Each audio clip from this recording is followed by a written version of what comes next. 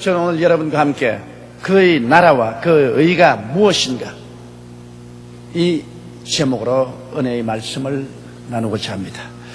하나님께서는 알파와 오메가 되시고 처음과 나중에 되시며 시작과 끝이 되신다고 성경은 말씀을 하고 있습니다.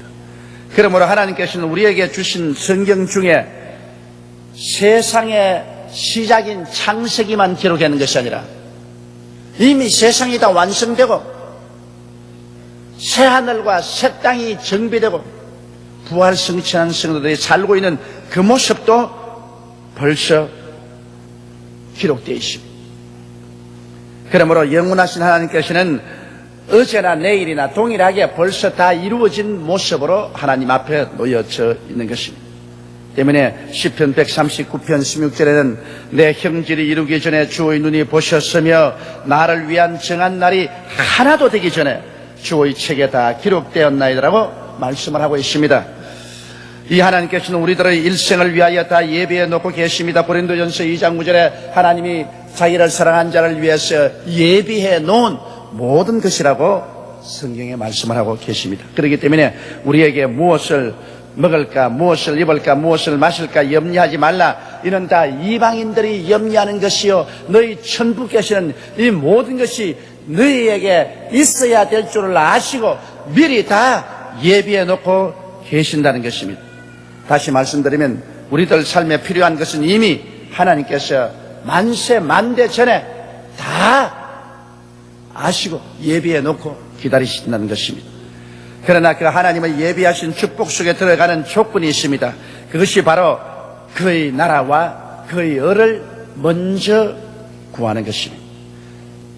그러면 오늘 이 시간 여러분과 함께 그의 나라와 그 의가 무엇인가 여기에 대해서 정확하게 우리가 알아봐야 되겠습니다. 첫째로 그의 나라가 무엇인가. 하나님께서는 이 세상을 지으시고 에덴을 창설하시고 아담과 하와를 두시고 그를 통해서 이 땅에 하나님 나라를 세우시기를 원하셨습니다. 그러나 아담과 하와가 하나님 나라가 아닌 자기 중심의 나라, 인본주의 나라를 세우겠다고 마귀에게 꾀임을 받아 하나님을 반역하자 말자 하나님의 나라는 사라지고 이 땅은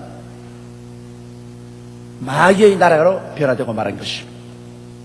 왜냐하면 이 세상 임금은 마귀가 되고 이 세상은 마귀의 것으로 전락하고 마는 것입니다.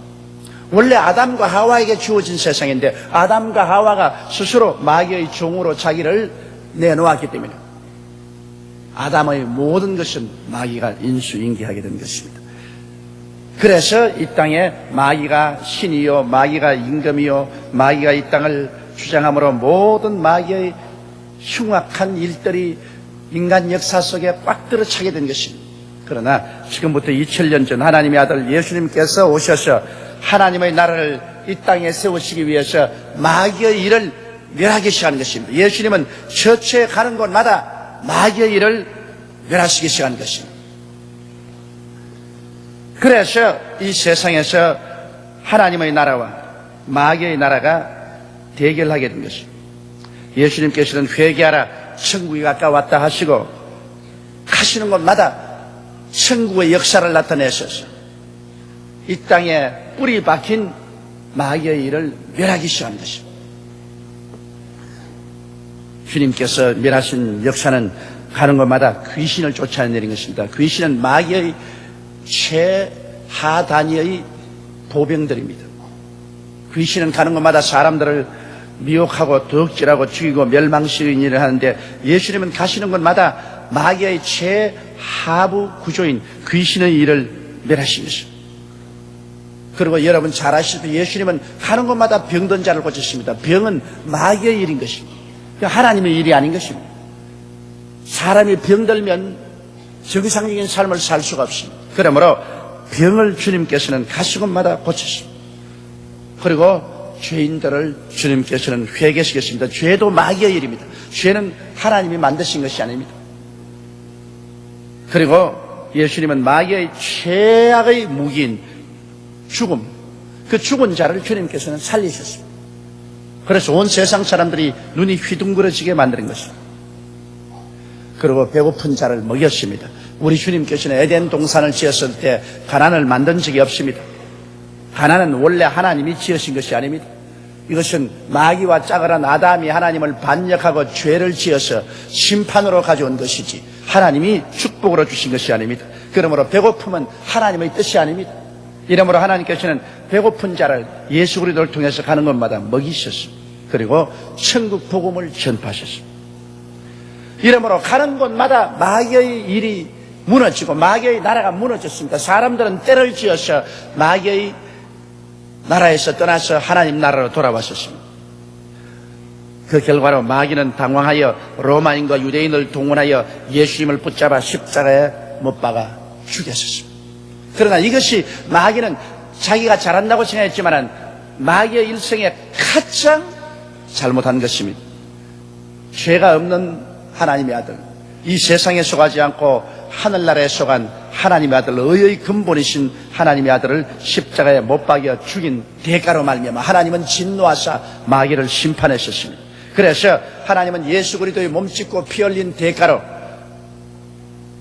마귀의 정사와 권세를 빼앗아 버렸습니다. 마귀는 십자가에서 그리스도를 죽인 대가로 심판을 받고 마는 것입니다. 그래서 하나님께서는 이 땅에 예수 그리스도의 십자가 고난의 대가로 하늘나라를 확실하게 심어놓게 된 것입니다. 그리고 그 하늘나라가 바로 다른 것이 아닌 여러분과 제가 모여서 예배드리는 이 교회인 것입니다. 주님께서 교회를 심어놓고 교회 하늘나라의 능력인 성령을 보내주시고 성령을 통하여 이제 계속해서 하늘나라의 역사를 이루게 한 것입니다. 그 나라가 바로 교회를 통해서 계속해서 확장되고 전파되어 나가는 것입니다. 그러므로 천국은 죄사함을 통해서 능력 있게 전파합니다. 그 나라는 바로 죄사함을 통해서 확장되어가는 것입니다. 이렇기 때문에 우리는 예수 그리스도의 십자가 보배로운 피를 통하여 하나님께서 우리 죄를 사하시고 우리를 구원한다는 이 복음을 열심히 전하는 것이 바로 그 나라를 구하는 것입니다. 그리고 그 나라는 성령 충만과 성결을 통해서 능력 있게 전파됩니다. 우리는 가는 곳마다 예수 믿는 사람에게 성령 받도록 하고 그리고 성령으로 말미암아 거룩한 삶을 얻도록 도와주는 이것이 그 나라를 구하는 삶이 되는 것입니다. 또 그 나라는 치료를 통해서 전파됩니다. 우리는 가는 곳마다 예수 그리스도 이름으로 기도해 주었어. 영이 치료받게 하여 마음이 치료받도록 육신이 치료받고 생활이 치료받아 건전한 삶을 얻도록 도와주므로 이를 통해서 그 나라가 전파되는 것입니다.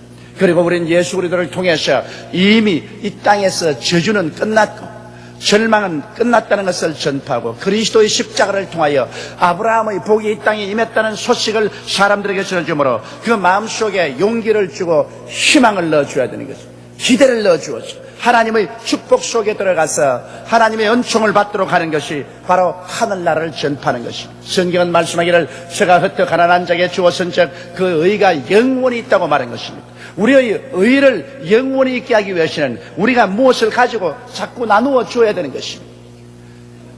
이러므로 그러기 위해서는 하나님의 축복을 우리가 이미 받을 수 있도록 예수님께서 십자가에서 저주를 제했다는 사실을 널리 알려주므로 우리는 그 나라를 구하게 되는 것입니다. 우리는 천당의 희망을 통하여 그 나라를 구합니다. 사람들은 이 땅에서 절망 속에 있는 것입니다. 죄책과 정죄의 절망 속에 있습니다. 흠과 무의미의 절망 속에 있습니다. 죽음과 무의 절망 속에 있습니다. 인간의 한계쯤에 부딪혀서 절망 속에 있습니다. 그곳에서 우리들은 이 세상은 삶의 시작이요 영원한 삶은 천국에 있다는 사실을 깨닫게 해주어서 사람들의 마음속에 천국의 소망을 넣어주므로 그의 나라를 우리는 구하게 되는 것입니다. 또 사랑과 구제를 통하여 하늘나라는 전파됩니다. 우리 예수 믿는 사람들이 가는 곳마다 그리스도의 사랑을 나타내고 또 우리가 구제하여 어려울 때 그들을 도와줌으로 말미암아 하늘나라의 따뜻한 은혜와 사랑을 나눔으로 그 나라를 전파하게 되는 것입니다. 그러므로 그의 나라를 구하는 것은 바로 이 천국의 역사를 내 개인의 생활 속에 체험할 뿐 아니라 남에게 전파하여 하나님의 교회를 왕성하게 하는 것을 의미하는 것입니다. 오늘날 십자가를 통하여 우리 인류 역사 속에 주어진 하늘나라가 바로 교회인 것입니다. 이 교회 하늘나라를 확장할 수 있는 영적인 능력인 성령이 와 계신 것입니다. 이러므로 십자가의 복음의 내용과 성령의 능력을 힘입어서 우리가 나아가 하늘나라의 역사에서 하나님의 교회를 성장시키고 발전시키고 확정시킬 때 우리는 그 나라를 구하는 삶을 살게 되는 것입니다. 그러면 두 번째, 그 의를 구하라고 한 말은 무슨 말인 것입니까? 그 의란 하나님의 정의를 말하는 것입니다. 이 세상에는 불의가 꽉 들어차 있습니다. 왜냐하면 탐욕 때문에 불의가 꽉 들어찼습니다. 마귀는 이 땅에 와서 아담과 하와의 마음속에 심어준 것이 탐욕이었었습니다. 그가 인간이면 인간으로 살아야지 왜 인간이 하나님이 되고자 하는 것입니다. 그러나 그의 마음속에 탐욕을 심어주어서 인간의 한계를 뛰어넘어 하나님이 되겠다고 하나님을 배반한 것입니다. 그때로부터 시작해서 우리 모든 사람의 마음속에 가장 무서운 마귀의 해독이 탐욕인 것입니다. 사람의 마음속에 탐욕이 덤으로 스스로 만족하지 못하고 이웃의 것을 도둑질하고 이웃 나라 것을 빼앗고 전쟁이 끝이지 아니하고 싸움이 끝일 줄 몰랐습니다. 이 모든 것은 근원적으로 마음속에 탐욕으로 말미암아 이루어지는 것입니다. 그러므로 이 탐욕은 바로 불의의 근원인 것입니다. 탐욕이 들어오기 때문에 불의가 가득하죠. 정치인들의 마음속에 탐욕이 들어오면 불의가 가득해지고 경제인들의 마음속에 탐욕이 들어오면 경제적인 불의가 가득 차게 되는 것입니다. 그러나 그와 같은 세 속에서 하나님의 정의를 세우는 것은 절대로 쉬운 일이 아닙니다. 탐욕과 불의가 꽉 들어찬 곳에 하나님의 정의를 세워서 하나님의 의를 가지고 산다는 것은 진실로 어려운 것입니다. 바로 하나님의 의라는 것은 바로 하나님의 말씀인 것입니다. 하나님의 말씀이 하나님의 정의인 것입니다. 그러므로 우리가 하나님 말씀을 듣고 하나님 말씀에 순종해서 산다는 것은 여간한 용기와 힘이 필요하지 않습니다. 여러분, 우리가 우리 믿음의 조상 아브라함의 생애를 살펴볼 때 아브라함과 하나님의 정의를 우리는 참 마음에 재미있게 볼 수 있습니다. 왜냐하면 아브라함은 하나님의 특별히 선택을 받은 사람이었습니다. 아브라함 75세 때 하나님이 영광 중에 나타나서 아브라함에게 하나님의 정의를 선포하셨습니다. 너희 전토, 친척, 아비 집을 떠나 내가 네게 지시할 땅으로 가라. 이것은 하나님의 말씀이요, 하나님 명령이요, 하나님의 정의입니다. 그때 아브라함의 생애 속에 가장 정의로운 것이 바로 하나님의 명령대로 전토, 친척, 아비 집을 떠나 하나님의 지시한 땅으로 가는 이것이 아브라함에게서의 정의인 것입니다. 이것을 거부하는 것은 바로 아브라함의 신 불의가 되는 것입니다. 왜냐하면 하나님의 말씀을 거역한 것이기 때문인 것입니다. 여기에서 아브라함이 마음의 고통을 당한 것은 이 하나님의 정의를 따를 것이냐, 자기의 탐욕을 따를 것이냐, 그 두 사이에 아브라함은 끼어서 고민을 했었습니다. 그러나 아브라함은 고민한 중에 하나님의 정의도 실천해야 되겠고 자기의 마음의 욕심도 다 버릴 수가 없기 때문에 하나님의 정의와 자기의 욕심을 서로 섞어서 타협을 시켰습니다. 이래서 전토, 친척, 아비 집을 떠나긴 떠나지만은 전토, 친척, 아비 집을 다 데리고 떠나자. 떠나라 하니까 떠나는 것은 하나님의 정의의 말씀대로 떠나겠다.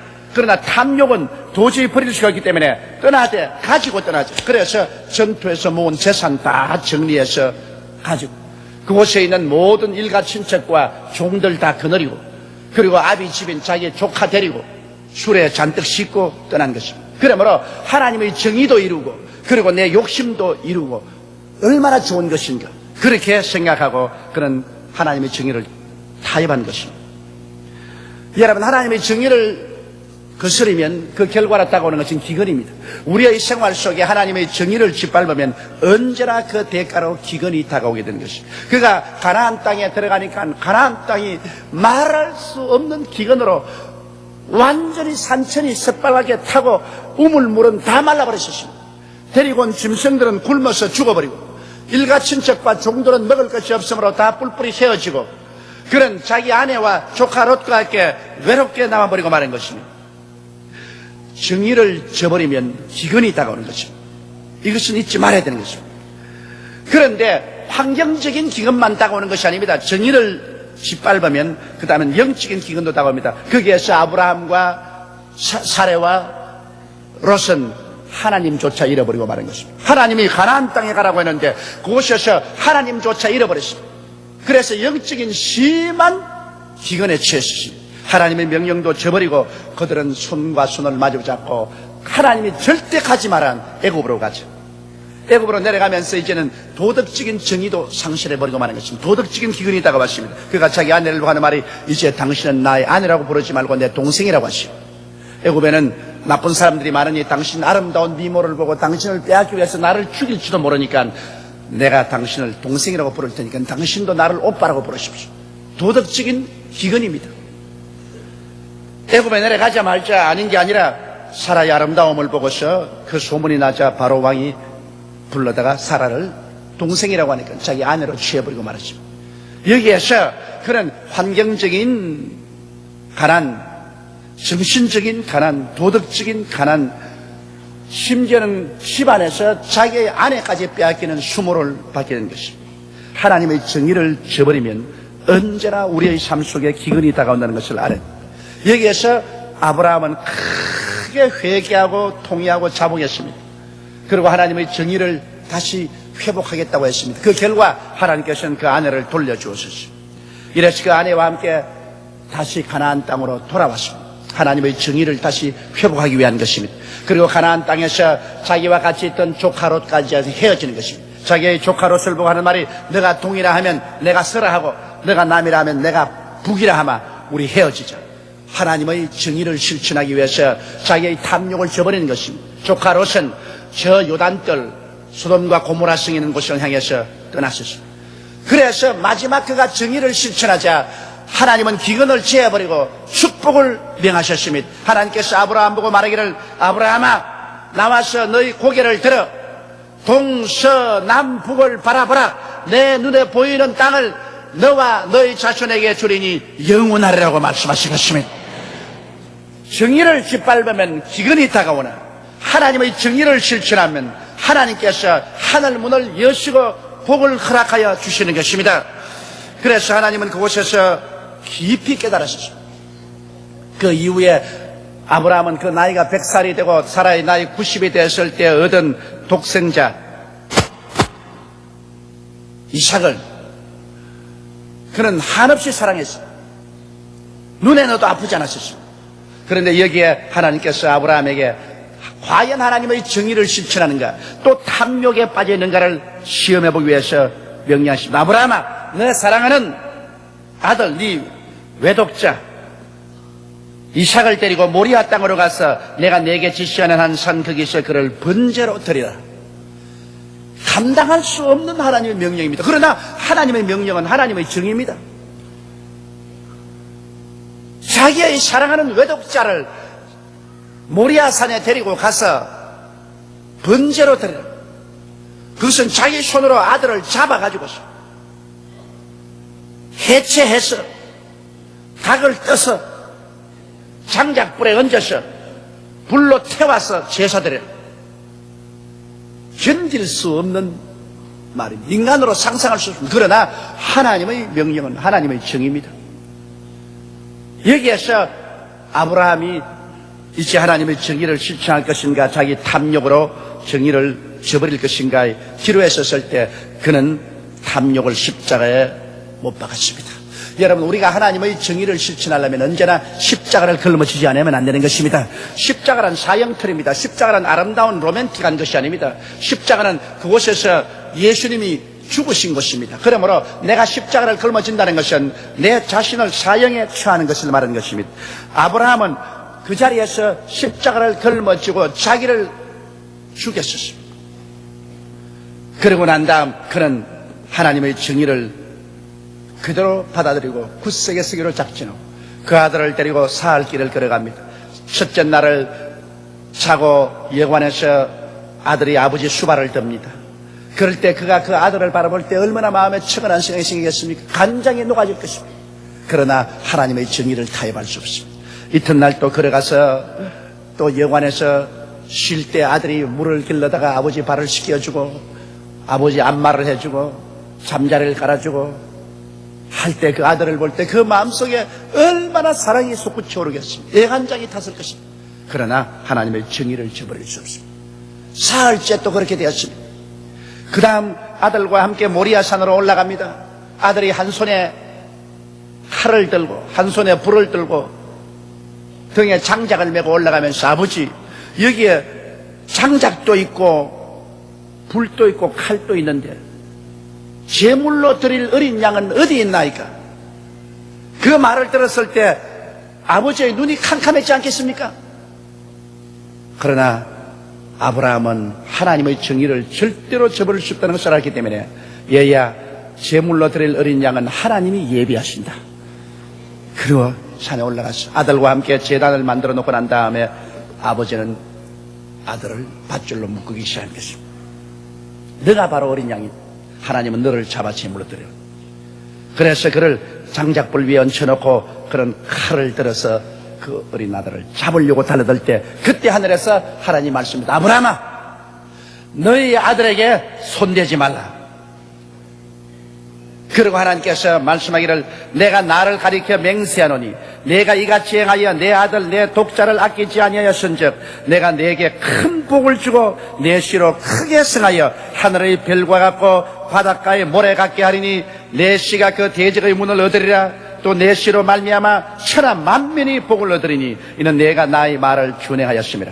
여기에서 아브라함은 하나님의 정의를 실천함으로 영원히 기근을 물리치고 하나님의 축복을 그와 그 자손에게 영원토록 받도록 하나님께로부터 허락을 받고 말한 것입니다.